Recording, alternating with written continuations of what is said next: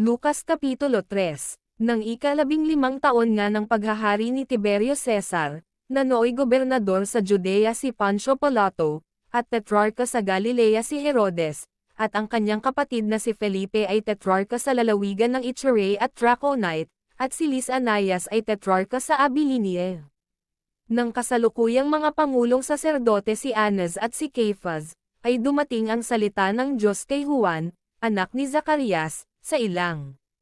At siya'y napasa buong lupain sa palibot-libot ng Jordan, na ipinangangaral ang bautismo ng pagsisisi sa ikapagpapatawad ng mga kasalanan.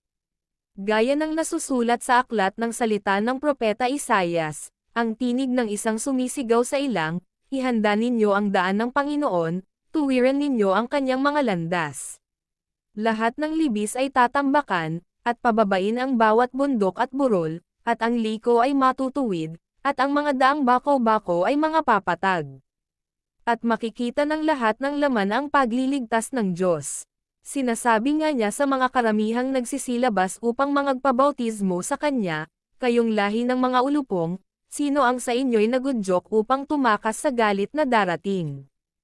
Kayo nga'y mangagbunga ng karapat-dapat sa pagsisisi, at huwag mangagpasimulang mangagsabi sa inyong sarili, si Abraham ang siya naming ama, sapagkat sinasabi ko sa inyo, na makapagpapabanggan ang Diyos ng mga anak ni Abraham maging sa mga batong ito. At ngayon pa'y nakalagay na ang palakol sa ugat ng mga punong kahoy, ang bawat punong kahoy nga na di nagbubunga ng mabuti ay pinuputol, at inihahagis sa apoy. At tinanong siya ng karamihan, na nangagsasabi, anong ang dapat namin gawin? At sinagot niya at sinabi sa kanila, ang may 2 tanika ay magbahagi sa wala, at ang may pagkain ay gayon din ang gawin. At dumating naman ang mga maninangil ng buwis upang mangagpabautismo, at sinabi nila sa kanya, Guro, anong dapat naming gawin? At sinabi niya sa kanila, huwag na kayong sumingil pa ng higit kaysa utos sa inyo. At tinanong naman siya ng mga kawal, na nangagsasabi, at kami, anong dapat naming gawin? At sa kanila'y sinabi niya, huwag kayong kumuhang may karahasan sa kanino man, ni mangagparatang, at mangagkasya kayo sa bayad sa inyo. At samantalang ang mga tao'y nagsisipaghintay at pinagbubulay-bilay ng lahat sa kanilang puso ang tungkol kay Juan, kung siya kaya ang Kristo. Ay sumagot si Juan na sinasabi sa kanilang lahat, katotohanang binabautismuhan ko kayo ng tubig, datapwat dumarating ang lalong makapangyarihan kaysa akin, ako'y hindi karapat-dapat magkalag ng panali ng kanyang mga pangyapak, kayo'y babautismuhan niya sa Espiritu Santo at sa apoy.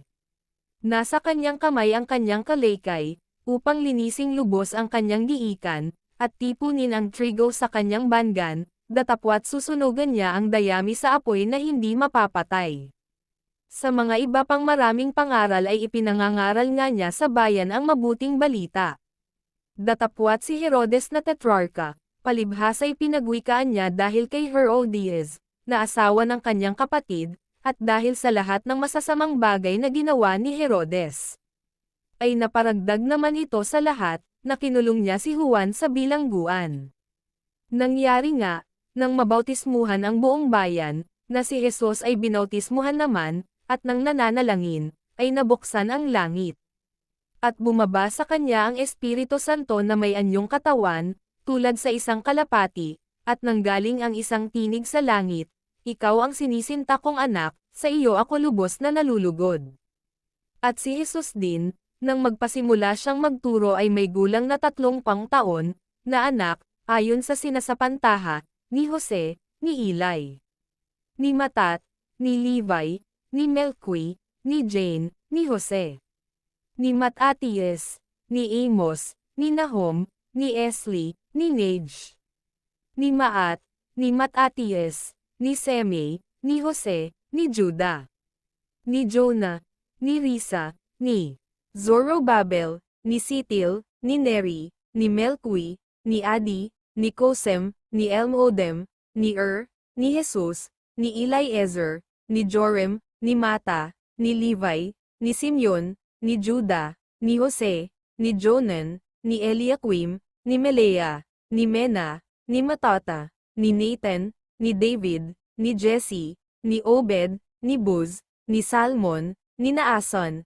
ni Aminadab, ni Aram, ni Esrom, ni Phares, ni Judah, ni Jacob, ni Isaac, ni Abraham, ni Ter, ni Nacor, ni Serug, ni Regan, ni Peleg, ni Heber, ni Salah, ni Canaan, ni Arphaxad, ni Sem, ni Noe, ni Lamech, ni Matusalem, ni Enoch, ni Jared, ni Mahalaleel, ni Canaan, ni Enos, ni Set, ni Adam, ng Diyos.